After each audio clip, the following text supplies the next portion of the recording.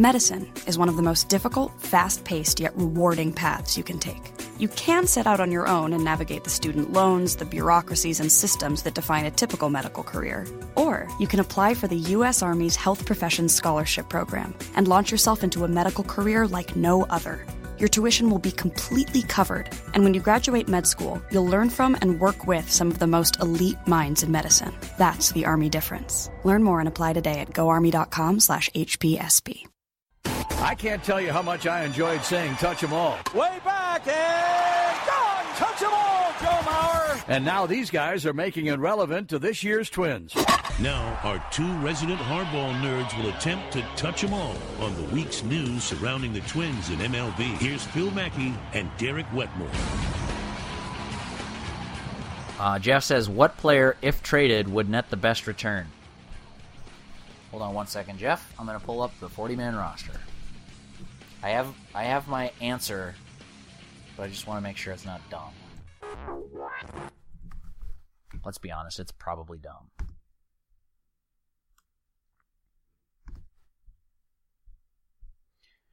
All right, 40-man. So here are the candidates. Jose Barrios, Jorge Polanco, maybe, Byron Buxton, and Eddie Rosario. One of those four guys. One of those four would get you the best return. I wouldn't trade any of them. I wouldn't trade Sano. I wouldn't trade Buxton. Certainly I wouldn't trade Polanco and Rosario. Of the six pitchers I was talking about earlier, I think Gibson might get you the best right now. Yeah, I think that's what I think.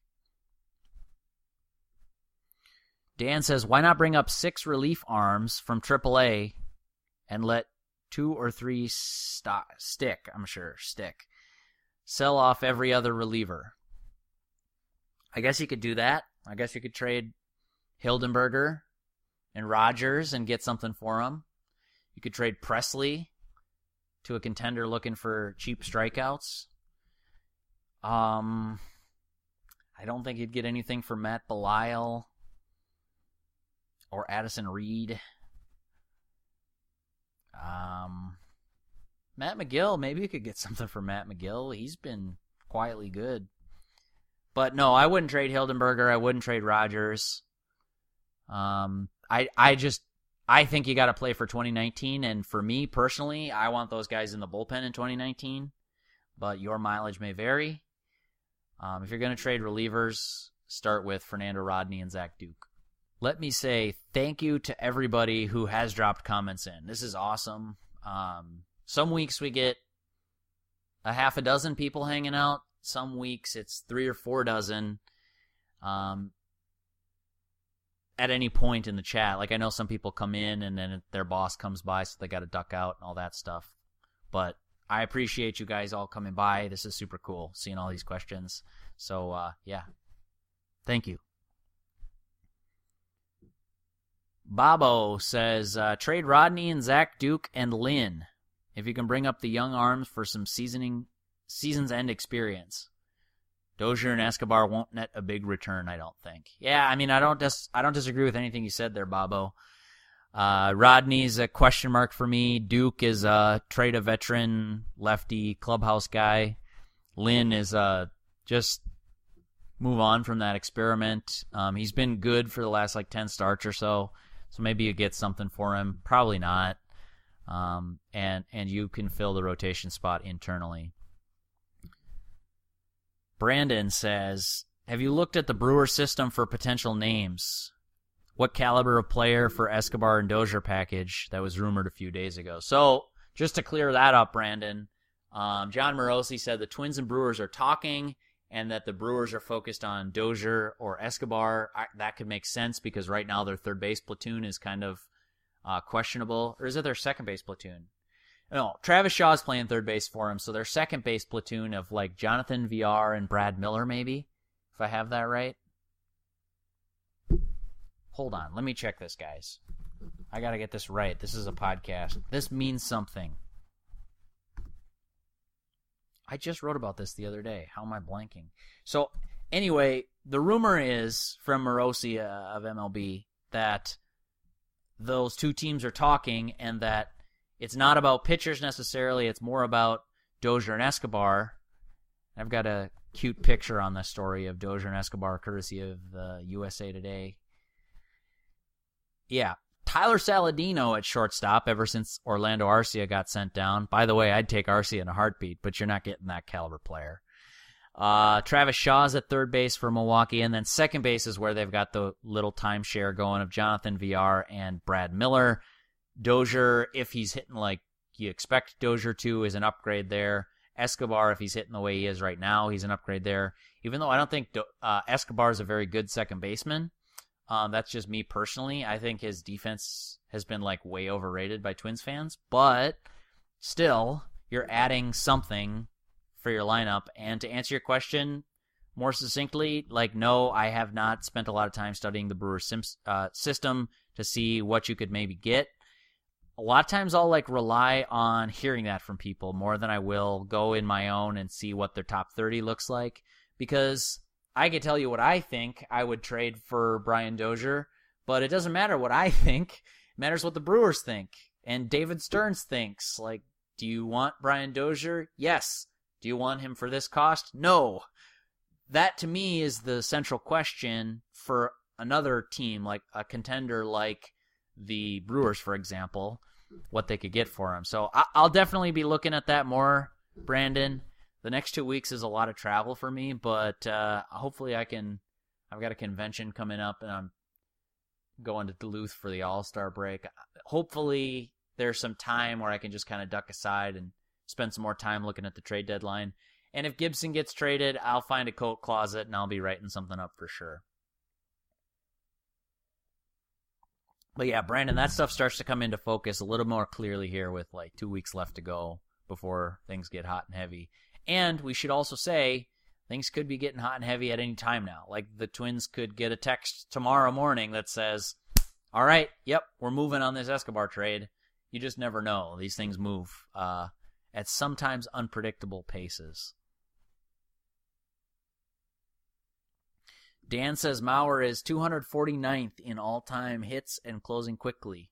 I can't tell if that's a compliment or an insult, but there's only 248 players that have more hits. That's nothing to sneeze at. And Twins all-time, he's up there with the greats.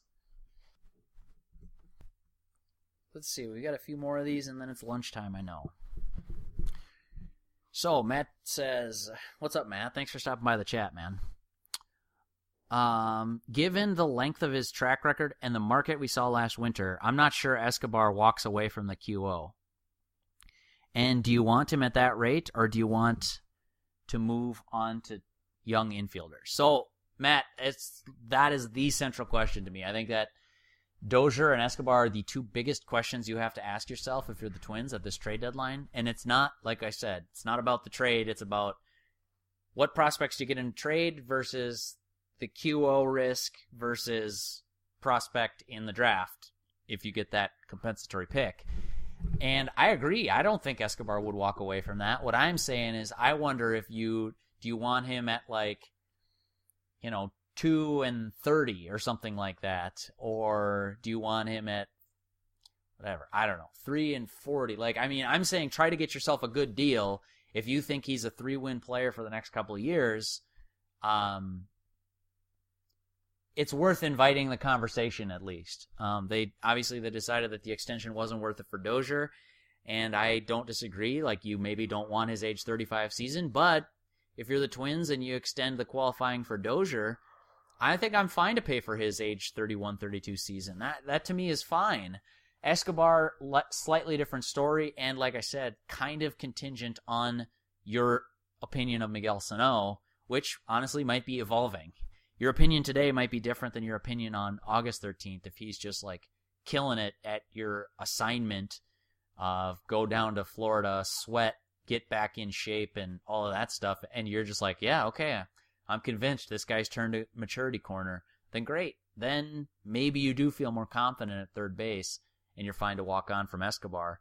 My only thing, Matt, would be if you say Escobar, like if you say goodbye to Escobar because you want to go with the young players. I'm a Nick Gordon guy, But what if Nick Gordon gets up and you're like, you can't accept this level of defense even at second base? Or whatever. The jump from AAA to the majors turns out to be very great, and he's running up like a 290 WOBA or something like that, and you think, ooh, I wish we had another infielder here. At that point, $18 million, if you're paying him to be like a 2-win player, Escobar that is, that seems to look like a pretty good deal. And like I said, and I think you and I would agree on this, 2019 is a year that the Twins could really be a postseason team, and you have to factor in, like, are you trying to win every contract on a cost per win basis? Or are you just saying, okay, Mauer's off the books, Santana's off the books, Hughes has been greatly diminished on the books, and we're fine to spend a little bit to make sure that we're solidly confident in every position. Anyway, I don't think we disagree on anything I just said, but what I'm saying is I don't disagree with your point that Escobar might not walk away from the qualifying offer. My question in response would be, are you okay with that? I might be. I might be okay with that. Boy, Kyle Gibson's looking good. All right. Brandon says, would you offer Dozier a qualifying? And I would. I mean, the question comes down to what could you get for him at the deadline versus the qualifying? And that, to me, is a little bit murkier because I don't know what his market value is. I don't know what kind of prospect you're going to get for Dozier. But if I'm the Twins, I would figure that out. I would go to the whatever. Maybe there are 5 suitors that could use a Brian Dozier. And I would say, all right, what can we get? And I would just be honest. I would say, we're weighing this against the possibility of offering them qualifying, and we'd be happy to pay him for age 32, $18 million for next year and be our second baseman. That, to me, is the way to go about it with other teams, because they're smart. They're going to know what you're trying to decide against. If all you say to them is, beat that, and he's yours, then fine. I'd be okay with that. But, Brandon, to answer your question as directly as possible, yep, I would be fine to offer Dozier the qualifying. All right, Jamie says, unless I heard you wrong, I thought you said the Twins should trade 6 pitchers. I can only come up with Lynn, Gibby, Duke, Rodney, and maybe Anderson. Who am I missing? Well, anyway, let me just answer your question, Jamie, because talked about it a little bit, so I won't dwell on it too much. I mean, it's on the earlier part of the video if you just want to replay it. But Lance Lynn, Kyle Gibson, Jake Odorizzi, Zach Duke, Fernando Rodney, and then the dark horse, Ryan Presley. Those are the 6. Justin says, with the recent surge, do you think it will be a full sell mode, or they'll try to do both, buy and sell?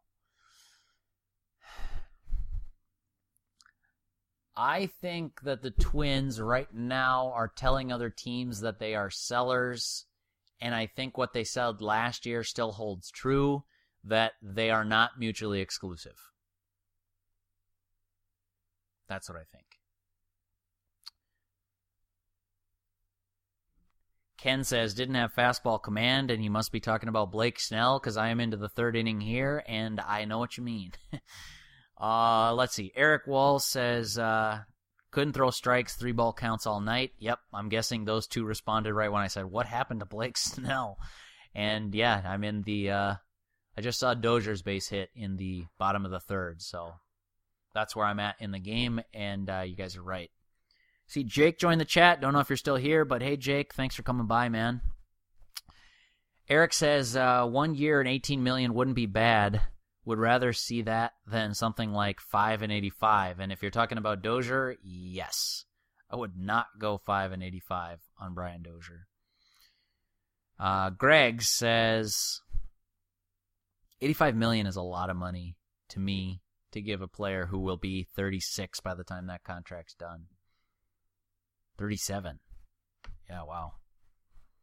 Anyway, Greg says, you said the pitching rotation would be okay without Gibson. Who do you see in the starting rotation going into next season if Gibson does go? Greg offers Barrios, Romero, Odorizzi, Pineda are 4 I can think of. Yep, you nailed it. That's 4. Adalberto Mejia'd be okay. Steven Gonsalves might be okay. Trevor May would be okay with me. Who am I missing? I gotta be missing somebody. I'm scrolling through their 40-man. Zach Littell, although it's hard to say. Aaron Slaggers. Some good, some bad from him so far in his big league career. Yeah, I don't know. I don't know if I answered that question. Okay, so you've got Barrios, Romero, Odorizzi, Pineda, and I'll just add in like Adalberto Mejia, Steven Gonsalves, Aaron Slaggers, Trevor May. I gotta be forgetting somebody. I'm looking at Rochester's depth chart right now. Sometimes when you get live on a video or recording a podcast, these like facts that should be obvious to you don't always stand out. You just sort of lock up. But yeah, no, I don't know. I think you got it.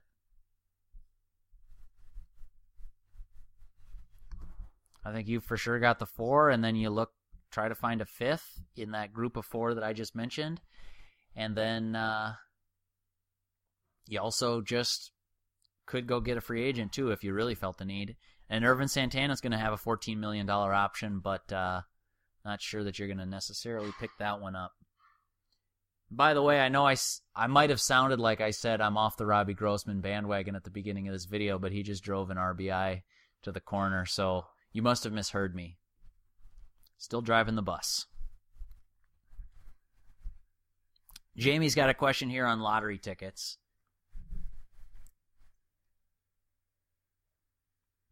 Jamie says, I hear what you're saying, that everyone's on the trade table for the right price, but starting pitchers being such a high priority. Oh, and Grossman's going to score from second.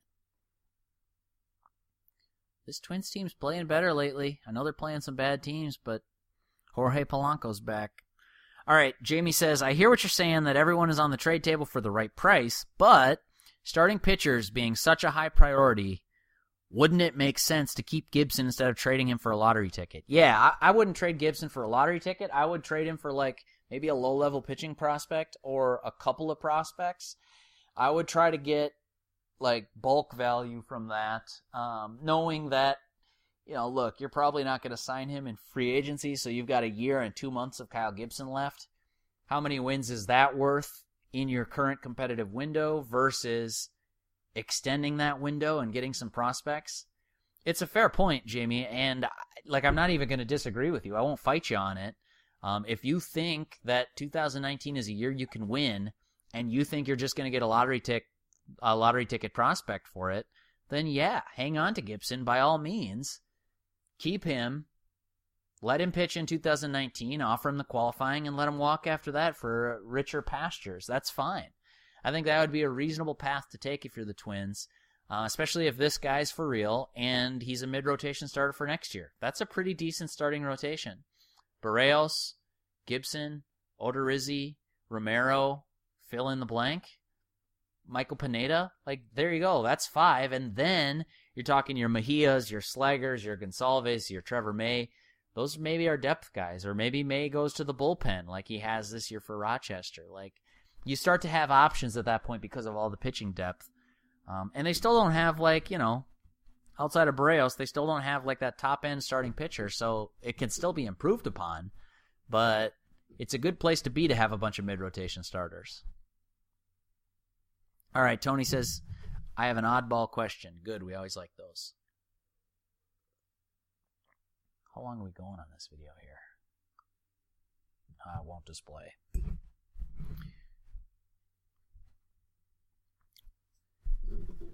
So Tony says, I always wanted to ask before, how come the media isn't harder on the Twins at times, like harshly calling out players? Just curious. Well, that depends. Like columnists, you can be pretty rude because you probably only have to go 10 times a year.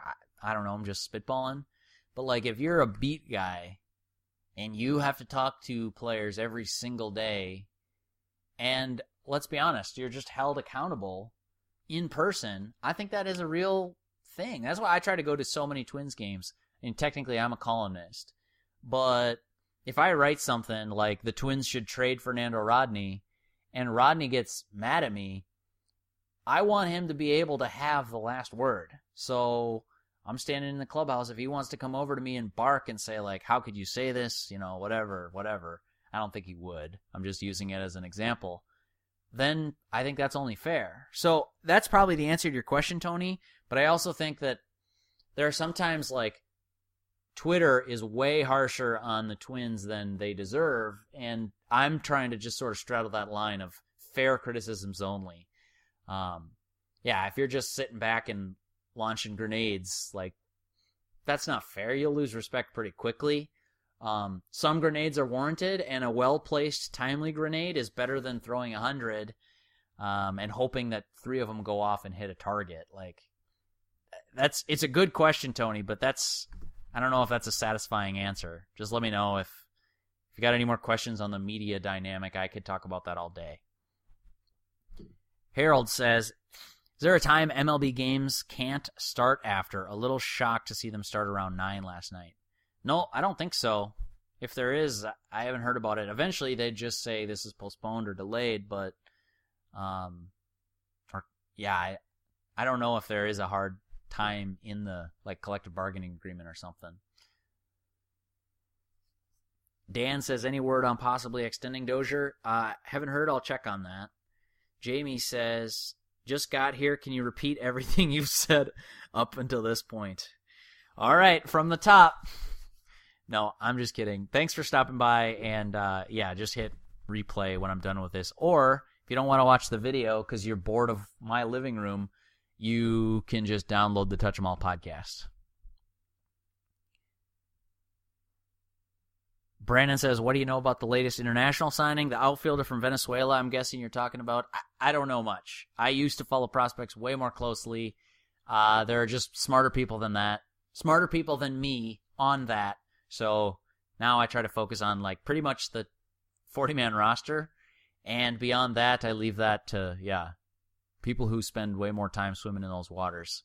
So, sorry, I can't help you.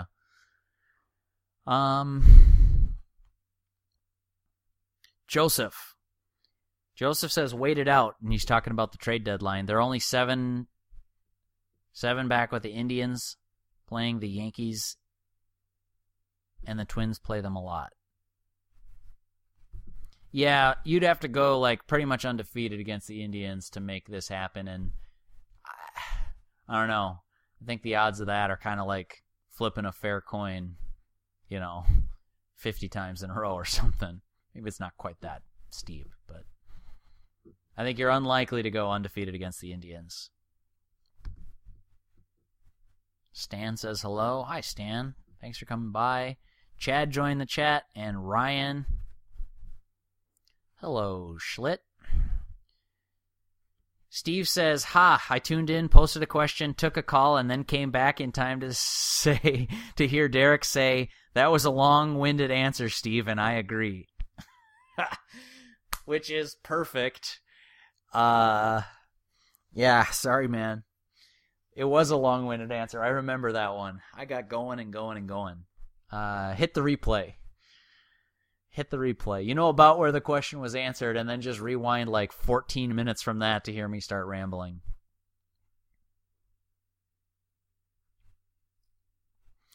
Matt is answering the question from earlier about who nets the most in a trade. He says it's Barrios in a landslide.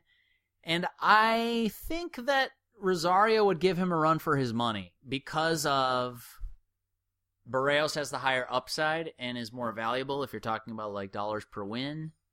And as a guy at the top of the rotation, you'd be happy to take that. Any team in the league would be happy to have Jose Barrios right now. But if you're talking about the sort of security of Rosario, which is to say that you're pretty sure he's going to be a 3-4+ win player for the next 3 years, and you're pretty sure he's not going to get hurt and miss an entire year, could very easily happen with any pitcher in baseball. That's why I'd be tempted to say, depending on where you are in the win curve, Like, this is a bad example because the Yankees don't need outfielders. But if you're the Yankees and you know you're set for 5 years, you'd be more tempted, I think, to take the low risk of a position player than to gamble on a, front-end starting pitcher. Maybe if you're the Yankees, you'd rather have Barrios because you want the pitching, but I'm just saying, like, teams that are up there that you think are going to be 95-win teams, I think I'd be tempted to take the low risk. If you're already rich, do you invest in bonds and, like, metals? Or then do you want high volatility stocks? I guess that's the question. And not being rich, I wouldn't know that. Robert says, sell Dozier and Barrios for Gary Sanchez. Trade recommendations always welcome on the Touch 'Em All podcast. There you go, Twins. That's a free one. Kevin says, sell the team. Okie doke. That's also free.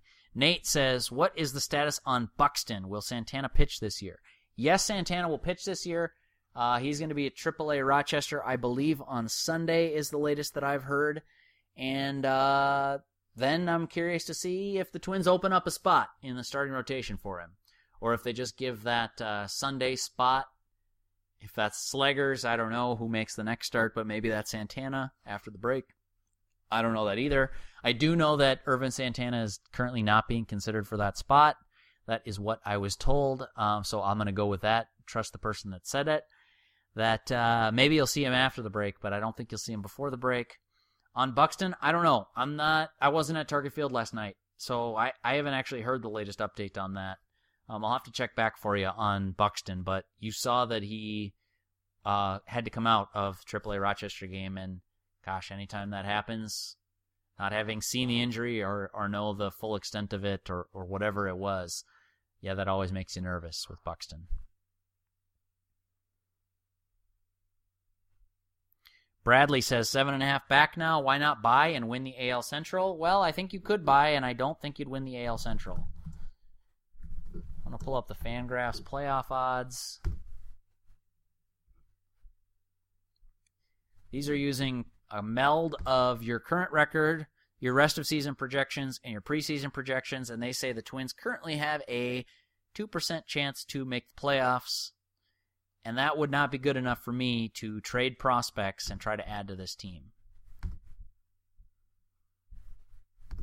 That is my 2 cents. Let's see what else we got.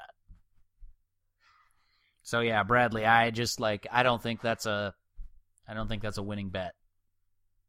You could, and certainly they did last year. They came back from long playoff odds, but I wouldn't make that bet if I was the Twins. Dan says, if Sano is not ready by next season, would you consider making an offer to Mike Moustakas? He seems to hit pretty well at Target Field. Yeah, he does. He gets to face Twins pitching a lot. This year, that's not a fair shot to take. So I'll just back off of that. I retract it. And Sano, I don't know. I think I personally would make a leveraged bet on Sano being the third baseman, Buxton being the center fielder. I think short of that, it'd be tougher to make sort of that championship caliber team work.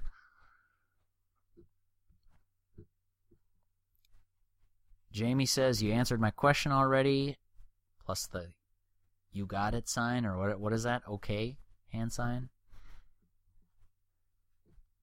Nick says, trade Wetmore. Yep, that's the new pinned comment. Agreed. And heck, if the Twins had any say, maybe they might. I'd probably be DFA'd, actually. I don't think you'd expect to get more than a bucket of bubble gum. Tony says, that was a good answer. I think the fans are much more unforgiving.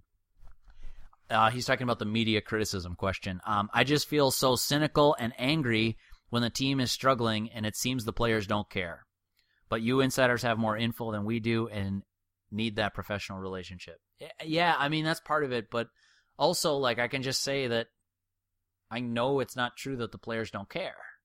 If I thought that was true, if I thought anyone showed up to work and was just like, well, whatever, we're 7.5 games out, so screw this, I don't care about my start, I'd light him up. That would be a column in a second. But I just don't think that's true. Like, I don't think of anybody I know on the 25-man roster who actively doesn't care about not only their 2018 results, but, like, their career. So I just don't think that's true. Sam says, how many wins for the Twins this year? Maybe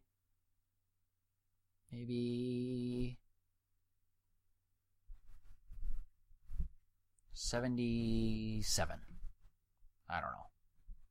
I'd have to do some math on that one before I felt good about answering that. Hey, Derek, do you do any appearances at 1500 ESPN events? Or maybe this summer at the fair? Would be great to hear and see you in person. Yes, Tony, you can come out and see me at the fair for sure. I'll be on with Mackie and Judd Mondays 11 to noon, or 11:30 to noon, I mean. So, yeah, if you're at the fair on Mondays, come on by. Be glad to say what's up. We've also kicked around the idea of doing a Touch 'em All podcast in person, but we haven't, frankly, we haven't sold that yet. So we've got to get our ducks in a row. And there are just a couple of other projects that are in line before that. But yeah, definitely, I do some appearances. I don't think they really advertise that. I'm not a huge name, but if you want to come out to the fair, I'll definitely be there at a minimum. Let's see, what else? A couple more, and then I got to run, guys. We're already into the fourth inning. And it is well past time for a lunch break. Sal says, Cave is doing pretty well at center field so far. Yeah, I like Jake Cave. Nice little player. A little bit of power, some speed, and looks like he knows what he's doing defensively. I mean, he's not Byron Buxton, but if he's your fourth outfielder, you could definitely do worse. I like Jake Cave. Greg says, if Dozier leaves, who is the veteran clubhouse leader? Well, I don't know. I mean, I'm not sure how many guys take their cues from Dozier, but I'm thinking around the diamond.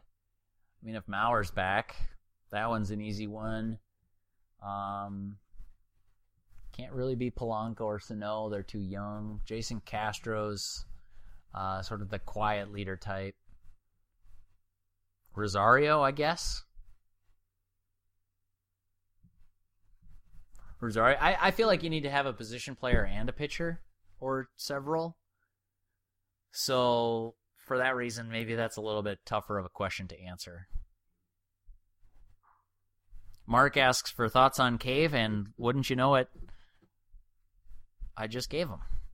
So, that is the final question. I appreciate you guys all coming out today. I appreciate the people who've shared this. And I appreciate the pinned comment that said trade Wetmore. That was fun too. Thank you to everyone who shared this video out with people. That's awesome. That's the way to grow the word. If you're listening on the Touch 'em All podcast, go check out my Facebook page, Derek Wetmore MLB. If you're on my Facebook page, please check out the podcast.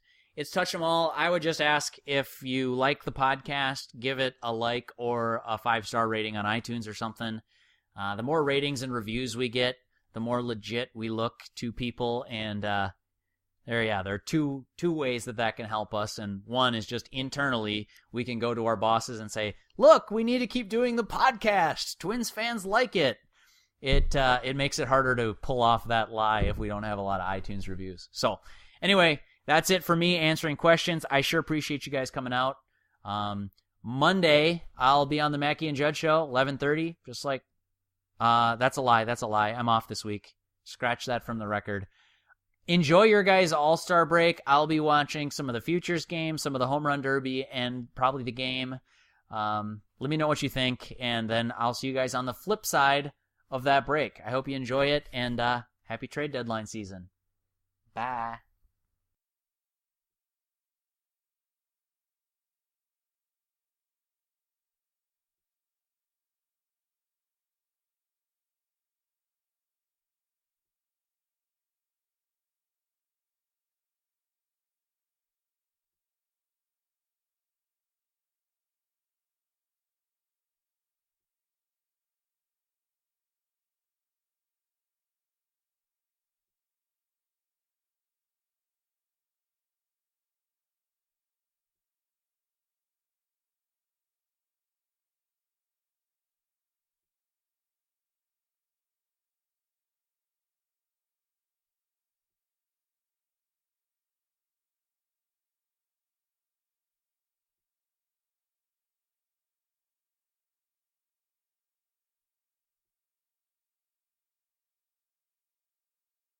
Hey everyone, thanks for listening to the show.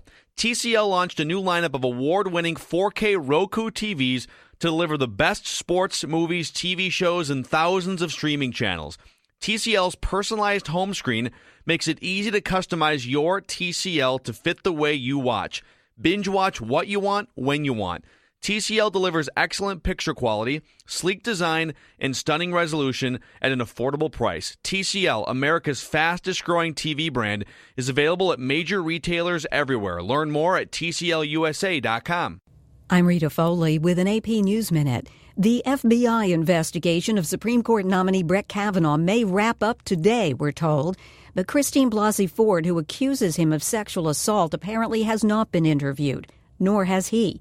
Does that worry key Republican Senator Jeff Flake? Well, we have the statement of Dr. Ford, and then we have hours of testimony. So, frankly, when we talked about an FBI investigation, it was to follow up leads that might corroborate her account. So I'm not troubled by that. Standing next to Senator Flake on Capitol Hill, his friend, Democratic Senator Chris Coons, for whom the speed of the investigation raises questions. That would concern me. I hope the FBI has been allowed to follow all the reasonable leads from the credible allegations that were before the committee last week. And I know that puts them under a lot of pressure, but they've got the resources to do it. He and Senator Flake were on the Today Show this morning. I'm Rita Foley.